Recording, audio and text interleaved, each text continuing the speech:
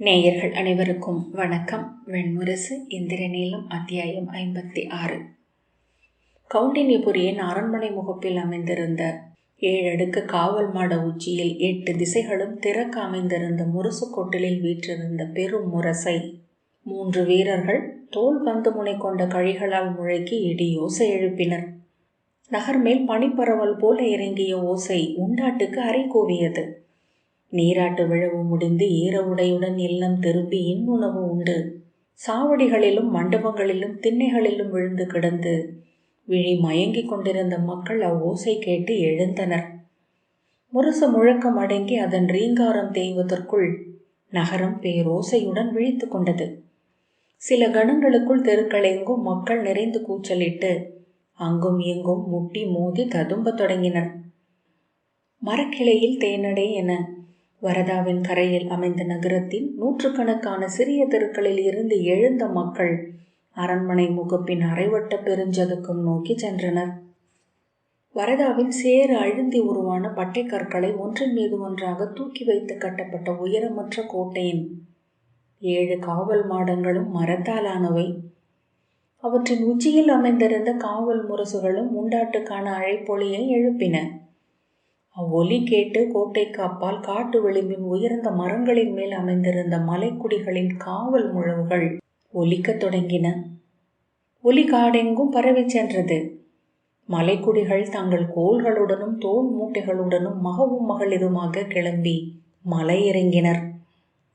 நகரின் 3 பெருவாயில்களில் நின்றிருந்த காவலர்கள் உண்டாட்டு கொண்டாட வந்த மலைக்குடியினரை ஒவ்வொருவராக நோக்கி உள்ளே அனுப்பினர். மலைக்குடியினர் படைக்கலம் ஏந்தி நகர் நுழையக்கூடாது என ஆணை இருந்தது. கௌண்டின்யபுரியின் உண்டாட்டு மலைக்குடியினருக்கு நினைவில் வளரும் நிகழ்வு. பெருஞ்சோற்றூன் என்பதோ தலைமுறைக்கு ஓரிரு முறை நிகழ்வது. நெடுநாட்களுக்கு முன் இளவரசி பிறந்த போது அரசர் பீஷ்மகர் அமைத்த உண்டாட்டை முதியவர்கள் எப்போதும் நினைவு கூர்வதுண்டு. அன்று உண்ட சுவைகள் அவர்களின் நாவிலிருந்து சொல்லுக்கு சென்று விட்டிருந்தன. மாலை தொடங்கி மறுநாள் விடிந்து கதிர் எழுந்து உச்சி ஒளிர்ந்து அந்தி மயங்கி மறுநாள் தோன்றும் போதும் அவ்வுண்டாட்டு தொடரும். உண்டு உறங்கி எழுந்து உண்டு உடலற்று கிடந்து உடலுணர்ந்து எழுந்து உண்டு உணவென்றே காலம் விரைய ஒரு துளியும் உணவு எஞ்சாமலாகி மீள்வதையே உண்டாட்டு என்றனர். புழுக்களைப் போல் உண்க என்பது மலைக்குடியினரின் முதுசொல். உணவில் திளைப்பவை புழுக்கள். உணவன்று பிரிதின்றி ஆகி உண்ணுதலே உயிர் வாழ்தல் என்று வாழ்பவை. உண்ணுதல் உயிர் வாழும் பொருட்டு. உண்டாட்டு என்பது உணவுக்கு தன்னை முழுதளித்தல். உடலை உயிரை உள்ளத்தை ஊழை ஊழ் கடந்து விளைவென வாழும் தெய்வத்தை உணவால் நிறைத்தல். வருடந்தோறும் புது நீராட்டுக்கு பின் நிகழும் உண்டாட்டு அல்ல வருடத்தையது என்பதை முன்னரே மலைக்குடிகள் அறிந்திருந்தனர். சேதி நாட்டு அரசன் தன் படைகளுடனும் அகம்படியினருடனும் கௌண்டின்யபுரிக்கு வந்ததும் அது உறுதியானது. இம்முறை பெருஞ்சோறு என்ற செய்தி மலைகள் தோறும் குறுமுழவு ஒலியாக பரவியது. தேனடைகளும் அரக்கும் கொம்பும் சந்தனமும் அகிலும் கோரோசனையும் கொண்டு புதர் செறிவுகளூடாக சென்ற சிறு பாதைகளில் நடந்து அவர்கள் கௌண்டின்யபுரியை நோக்கி வந்தனர். வெள்ளக்கட்டியில் ஈக்கள் என மொய்த்து நகரை நிறம் மாற்றினர். காலை வெயில் பழுக்கத் தொடங்கிய போது அரண்மனை முகப்பின் பெருஞ்சதுக்கம் தலைகளின் கரிய வெள்ளத்தால் நிரம்பியது. அதில் வண்ண தலப்பாகைகள் மலர்கூட்டங்கள் போன்று மிதந்து சுழித்தன. அரண்மனையின் சாளரங்கள் அனைத்தில் இருந்தும் காற்றுடன் கலந்து வந்த ஓசை பொழிந்து அறைகள் யாழ் குடங்கள் என விம்மி கொண்டிருந்தன. சேடியரும் ஏவலரும் பேசிய சொற்களை அவை வண்டுகள் என சூழ்ந்து அதிர வைத்தன. இளைப்பாரி எழுந்து நன்னீராடி ஆடை புனைந்து கொண்டிருந்த ருக்மிணியை நோக்கி வந்த சேடி, இளவரசி, உண்டாட்டுக்கு சற்று நேரத்தில் அரசரும் அரசியரும் எழுந்தருளி விடுவார்கள் என்றாள். சதுக்கம் நிறைந்து விட்டது. அரசர் அணி கொண்டு கூட மேகிவிட்டார். அரசியருக்காக காத்திருக்கிறார். ருக்மிணிக்கு கூந்தல் சமைத்து கொண்டிருந்த முதிய சமய பெண், இரவுக்கான அணி புனைதல் இன்னும் காலம் எடுப்பது. பஞ்ச வெளிச்சத்திற்குரிய மணிகளை தேர்ந்தெடுப்பது எளிய பணி அல்ல என்று சென்று சொல் என்றாள். அணி சூடுவது தொடங்கி 2 நாழிகையாகிறது. அங்கே அனைவரும் விழி நோக்கி இருக்கிறார்கள் என்றாள் சேடி. அணி செய்வது என்பது பெண்ணில் பெருந்தெய்வத்தை எழுப்புதல். அதை கண்ணில் ஒளியுள்ளோர் அறிவர். என்றாள் சமயப்பெண்.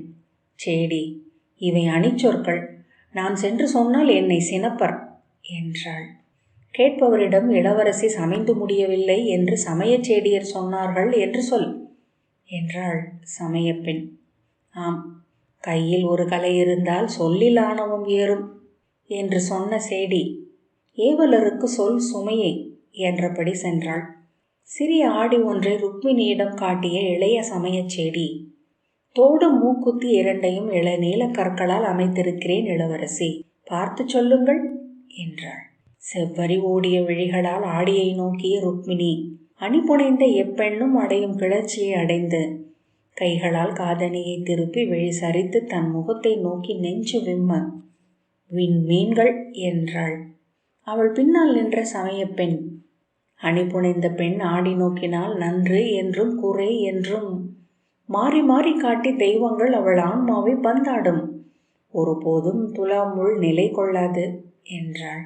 அமிதை விரைந்த காலடி யோசையுடன் அறைக்குள் வந்து, இளவரசி விரைவு கொள்ளுங்கள், அரசரும் அரசியரும் உண்டாட்டு முற்றத்துக்கு சென்று விட்டனர் என்றாள். எவள் நீ என தோன்றிய விழி தூக்கி நோக்கிய ருக்மிணியை கண்டு அருகே வந்து, சேதி நாட்டு அரசர் தன் மாளிகையை விட்டு கிளம்பிவிட்டார், முழுதனி கோலத்தில் வருகிறார், நம் இளவரசரும் தொடர்ந்து வருகிறார் என்றாள். முது சமய பெண், நிழல் தன் உருவத்தை பிரிவது இல்லை அல்லவா? அமிதை சினத்துடன் அவளை நோக்கி, அரச குலத்தை பற்றி சொல்லெடுப்பது இங்கு அனுமதிக்கப்படுவதில்லை, நான் என் நிழலை சொன்னேன் என அவள் ருக்மிணியின் பின்னால் தரையில் விழுந்து கிடந்த நிழலை சுட்டி சொல்ல, இளம் சமய பெண்கள் இருவரும் கையால் பொத்தி சிரிப்பை அடக்கினர். அமிதை அவர்களை உளம் விலக்கி, இந்நகர் முழுக்க அனைவரும் சேதி நாட்டு அரசரை அன்றி பிரிதெவரையும் எண்ணவில்லை, தெருக்களில் பாணரும் புலவரும் அவர் புகழ் பாடி ஆடுகின்றனர், இன்று ஒரு நாள் இங்கு பாடிய பாடல்களை தொகுத்தாலே அது ஒரு பெருங்காவியம் என்கின்றனர் என்றாள் ருக்மிணி. ஆம், அவர் பெருவீரர், வரதை அவரை தன் மடியில் இட்டு சீராட்டியதை நாம் கண்டோமே என்றாள். அருகே வந்து அமிதை, இளவரசி, சிசுபாலர் நிகரற்ற வீரர் என்பதில் ஐயமில்லை, ஆனால் என்று தயங்க ருக்மிணி ஏறிட்டு நோக்கி, என்ன என்றாள்.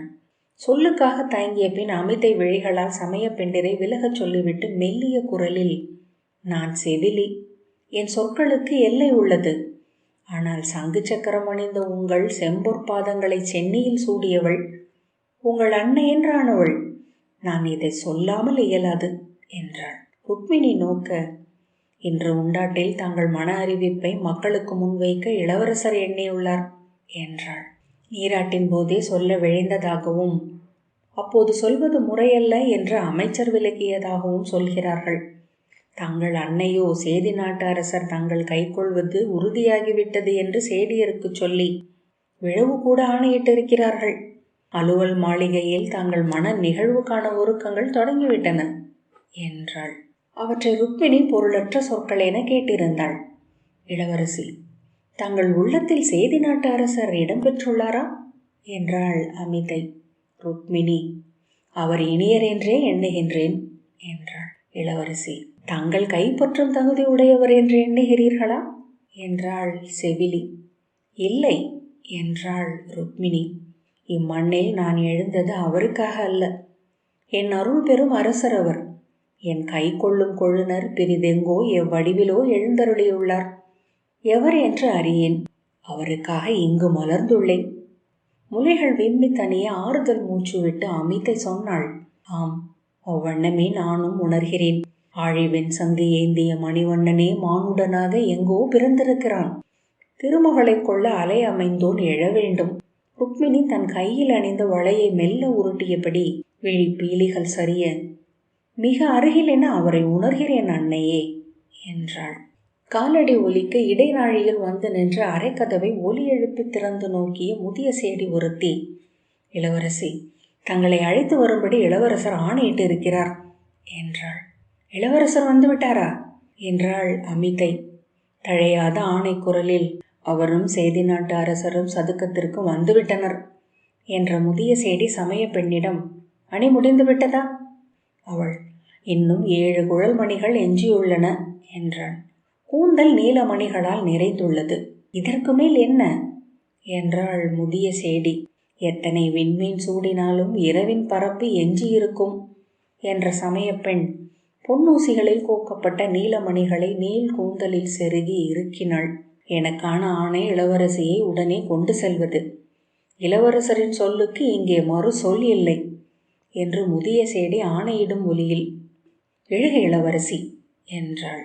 அமிதை ருக்மிணியிடம், ஆம் இளவரசி, இனியும் பிந்துவது முறையல்ல என்றாள். ருக்மிணி எழுந்ததும் சமய பெண்கள் அமர்ந்து பொன்னூல் பின்னிய ஆடை கீழ் மடிப்புகளை சீரமைத்தனர். இரு பெண்கள் அவள் மேலாடையின் பின் மடிப்புகளை இணைத்து பொன்னூசியால் பொருத்தினர். ஒருத்தி அவள் குழலை அலையென பின்னோக்கி நீட்டிவிட்டாள்.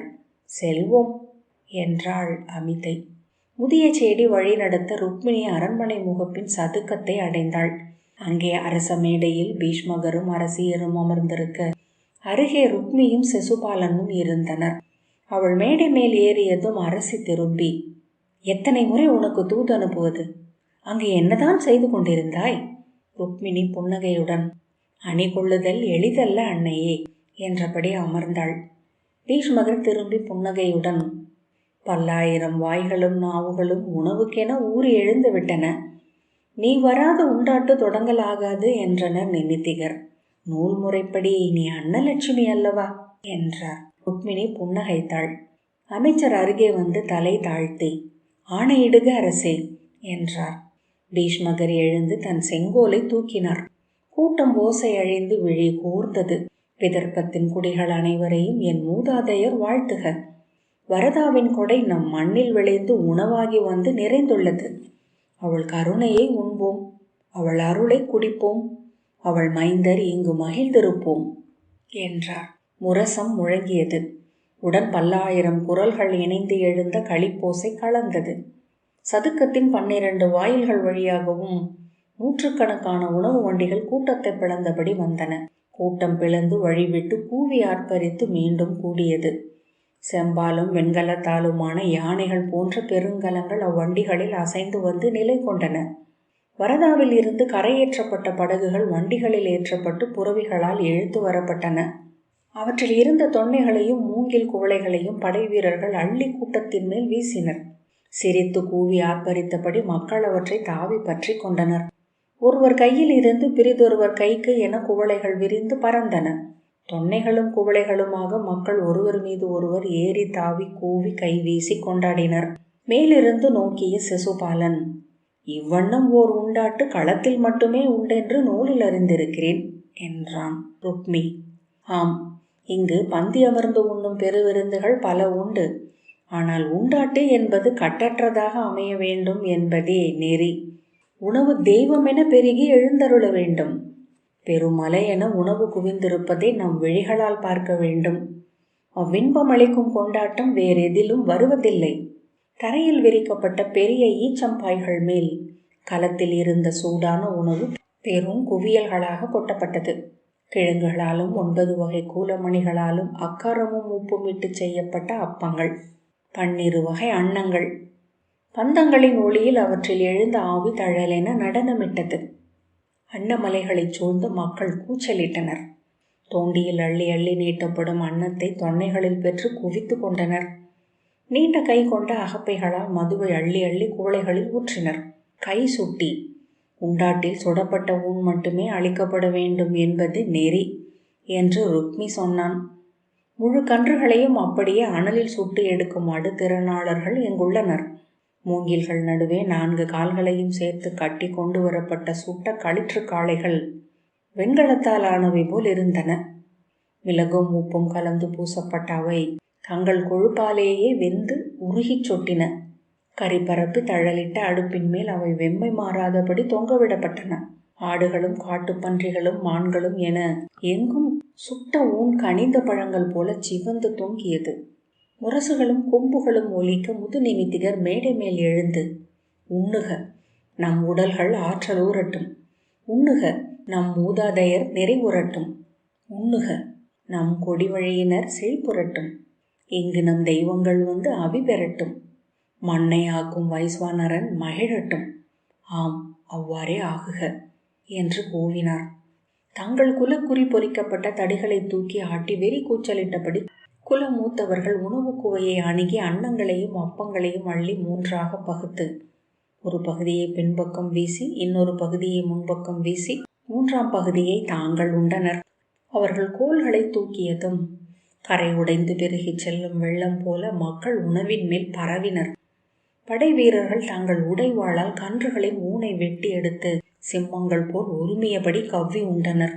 குழிகளுக்குள் இறக்கி கல்லிட்டு மூடி மேலே அனல் பரப்பி சுடப்பட்ட பன்றிகள் ஊனை ஊறி சொட்ட ஈச்சை இலை பொதிகளில் கொண்டு வரப்பட்டன. முழு பன்றியையே 5 6 சேர்ந்து தூக்கிச் சென்று உடைவாளால் துண்டுகளாக்கி உண்டனர். அவற்றின் தொடைகளை தூக்கி வீசி வாயால் பிடித்து கூவி சிரித்தனர். அப்பங்களை அள்ளி ஒருவர் மேல் ஒருவர் வீசினர். மதுவை மாறி மாறி தலையில் ஊற்றிக்கொண்டனர். சிசுபாலன், உண்பதில் விலங்குகள் அடையும் பேருவகை மானுடரிடம் இல்லை என்று எண்ணியிருக்கிறேன். அதை இப்போது கண்டேன் என்றான். ஆம், உண்பது என்பது உயிருடன் இருப்பதை நாம் கொண்டாடும் தருணம் என்றான் ருக்மி. விழி தொடும் தொலைவெங்கும் உணவை உடலெங்கும் பூசிய மக்கள் முட்டி மோதி திளைத்தனர். உணவில் சறுக்கி விழுந்து புரண்டு எழுந்தனர்.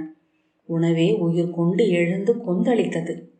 வண்டிகள் மேலும் மேலும் அப்பங்களையும் அன்னங்களையும் கொண்டு வந்து அள்ளி கொட்டி கொண்டிருந்தன. விதவிதமான சுவைகள் இனியவை என்பதில் ஐயமில்லை. ஆனால் உணவின் மிகை என்பதுதான் இங்குள்ள பெரும் கேளிக்கை. உண்மையில் அதுவே உணவின்பத்தின் உச்சம் என்றான் ருக்மி. சிசுபாலன், கூடி உண்பது என்பதும் அல்லவா என்றான். மேடை ஏறி வந்த அமைச்சர், அரசே, தாங்களும் அரசியரும் உண்டாட்டில் கலந்து கொள்ள வேண்டும் என்று குலமூத்தார் அழைக்கின்றனர் என்றார். ஆம், அதுவே தொல்குடி நெறி என்றபடி பீஷ்மகர் எழ சிசுபாலன், மக்களுடன் இணைந்து உண்பதா என்றான். பீஷ்மகர், அன்னம் என்னும் தெய்வத்தின் முன் மானுடர் அனைவரும் வயிறு மட்டுமே என்றார். மேடையில் இருந்த அரச குடியினர் அனைவரும் படி இறங்கி அந்த உணவு கொந்தளிப்பில் உட்புகுந்தனர். அக்கணமே அவர்கள் மேல் அன்னமும் ஊனும் நெய்யும் ஒன்றாகி பொழிந்தன. உணவு குவியல்களை அணுகுவதற்குள் அவர்கள் உடலெங்கும் உணவே வழிந்தது. எங்கள் மூதாதையரை உண்க அரசே என்றபடி பீஷ்மகர் அன்னத்தை தோண்டியால் அள்ளி தொன்னையில் இட்டு சிசுபாலனுக்கு அளித்தார். சிசுபாலன் உறக்கச் சிரித்தபடி, அரசே, இவ்வேளையில் அன்னம் உண்பவன் மூடன் என்றான். நான் விழைவது மூதாதையரின் செங்குருதியை. ருக்மி, ஆம், இதோ கொள்ளுங்கள் இந்த வெண்ணிறக் கல்லை, தெளிந்த விழிநீர் என்றான். உடலே நாவென மாறி உண்டனர். மணிமுடியும் செங்கோலும் விலக்கி வெற்றுடலுடன் நின்று விலங்கென உண்டார் அரசர். நான் எழுந்து உடல் மறந்து உண்டனர் அரசியர். உணவு தன்னை அலையென எழுந்து சூழ்வதை ருக்மிணி அறிந்தாள். உணவுக்குள் மூழ்கி மூச்சு திணறினாள். சிரித்தபடி ஓடி வந்த வீரர்கள் மதுக்கிண்ணத்தை ருக்மிணி மீது வீசினர். அவள் நகைத்தபடி விலகுவதற்குள் தொன்னை நிறைந்த அன்னத்தை அவள் மேல் கொட்டினர். அன்னமும் மதுவும் வழிய விலகிய அவள் கால் வழுக்கி அவற்றின் மேல் விழுந்தாள். உண்டு களியாடி களைத்தவர்கள் தள்ளாடி அமர்ந்து கொள்ள அவர்கள் மேல் பிறர் தள்ளாடி விழ இறுதி விழைவை திரட்டி வயிற்றை உண்டி மேலெழுந்து மீண்டும் உணவின் மீது பாய்ந்தனர். இங்கு உண்ணும் உணவை விட மீனடிக்கும் உணவு மிகை என்றான் சிசுபாலன். உணவு என்பது ஒருபோதும் வீணடிக்கப்படுவது அல்ல. மானுடர் உண்ணாத உணவை பிற உயிரினங்கள் உண்ணும் என்றார் சோற்று குவையென நின்ற முகுந்தர். அத்தனை உண்ண முடியும் என சிசுபாலன் அறிந்திருக்கவில்லை. கைகளும் கால்களும் ஒழிந்த பை என்றாக அங்கெல்லாம் உணவு சென்று நிறைவது போல, உடலின் மையமே வயிறென்றானது போல. இளவரசி, எங்காவது சரிந்து விழாமல் இனி என்னால் மீண்டும் உண்ண முடியாது என்றான் ருக்மியிடம். எங்காவது என்ன, வருக, இங்கேயே படுத்துக்கொள்வோம் என்றார் பீஷ்மகர். உணவில் உறங்குவது போல களிமயக்கு பிரிதில்லை. அமைச்சர் முகுந்தர் அருகே வந்து, அரசே, தாங்கள் அறை மீண்டு உடல் கழுவி சென்று ஓய்வெடுக்கலாம் என்றார். பீஷ்மகர், விலகிச் செல் மூடா, உணவுக்கு நடுவே என்ன வீண் சொல் என்றார். உடைவாளால் கன்றின் தொடை ஒன்றை வெட்டி பெரிய ஊன் துண்டு ஒன்றை கடித்தபடி, இது களம், இங்கு வெற்றி என்பது ஊன் நிறைவன்று பெரிதல்ல, விலகு என்றார். அரசி சுஷமை ருக்மிணியின் கைப்பற்றி வாடி செல்வோம் என்றாள். ருக்மிணி அவளை அறியாதவள் போல் நோக்கி, என்ன, யார் என்றாள். அமித்தை அவள் தோள் பற்றி, போதும், அரண்மனைக்கு செல்லலாம் இளவரசி என்றாள். ருக்மிணி சிரித்தபடி வழுக்கி கீழே அமர்ந்திருந்த முதியவர் ஒருவர் மீது விழ அவர், உணவு, வானிலிருந்து விழுகிறது உணவு என்று அவளை பிடித்தார். அருகிருந்த இளைஞன் சிரித்தபடி கை சுட்டி களிமயத்தில் ஏதோ சொல்ல வந்து மீண்டும் சிரித்து விழி சரிய உறங்கலானான். அமித்தை அவள் தோள்களை பற்றி தள்ளி கொண்டு சென்று மேடைக்கு பின்புறம் இருந்த சிறிய வாயிலின் ஊடாக அரண்மனை இடைநாழியை அடைந்தாள். ருக்மிணி, நான் இன்னும் உண்ணவில்லை என்றாள். போதும் என்றாள் அமிதை. இடைநாழி முழுக்க உணவும் உணவுண்ட பெண்டிரும் மக்களும் குவிந்து கிடந்தனர். வீரர், மக்கள், சிறுவர், முதியவர், பெண்கள், ஆண்கள் என வேறுபாடற்று எங்கும் மனித உடலே தெளித்து கொண்டிருந்தது. இடைநாழிக்கு அப்பால் கிடந்த வாயிலை நோக்கி அவள் செல்ல அமிதை, உண்டாட்ட முடிகையில் அனைத்தும் உறுதியாகிவிட்டிருக்கும் இளவரசி என்றாள். அரசர் என்று சொல்லளித்து விடுவார். ருக்மிணி படிகளில் கால் வைக்கையில் உடலில் இருந்து வழிந்த ஊன்னேயில் வழுக்கி விழப்போனாள். அவளுடைய இடையை வளைத்து பற்றி விழாமல் காத்து நிறுத்திய அமிதை, மெல்ல காலெடுத்து வையுங்கள் இளவரசி, எங்கும் ஊன்னே என்றாள். படிகளின் அடியில் அமர்ந்திருந்த தலைப்பாகை அவிழ்ந்து கிடந்த முதிய சூதர் ஒருவர் விசும்புவது போல ஏதோ சொன்னார். கடந்து சென்ற ருக்மிணி பிடரியில் தொடப்பட்டவள் போல உடல் அதிர நின்றாள். விண்ணீலம், விரிகடல் நீலம், விழி நீலம், விசும்பு எழுந்த மலர் நீலம் என்று கல்மயத்தில் குழைந்த குரலில் பாடினார். ருக்மிணி முன்னால் குனிந்து, யார் யார் நீர் என்றாள். சூதர் அவளை நோக்காமல் கைகளை ஆட்டியபடி முற்றிலும் தன்னை இழந்து ஓங்கி பாடினார். விண்ணீலம், விரிகடல் நீலம், விழி நீலம், விசும்பு எழுந்த மலர் நீலம், தன் நீலம் தழல் நீலம், தானாகி தனித்த முழு நீலம். மண்டியிட்டு அவர் முன் அமர்ந்து, சூதரே, என்ன பாட்டு இது என்றாள். அவர் திரும்பி, என்ன என்றார். எதை பற்றிய பாடல் இது? மது நிறைந்த மலர்வண்ணன் பற்றிய பாடல். துவாரகை ஆளும் இளையோன், கடலென விரிந்த கரியோன்.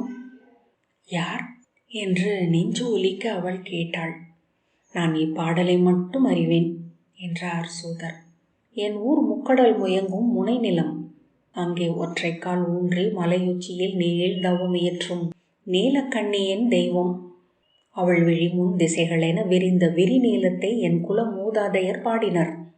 அவர் கண்ட நீலம் இங்கு கடல் நகரில் மலர்ந்துள்ளது என்று வடநாட்டு சூதன் ஒருவன் சொன்னான்.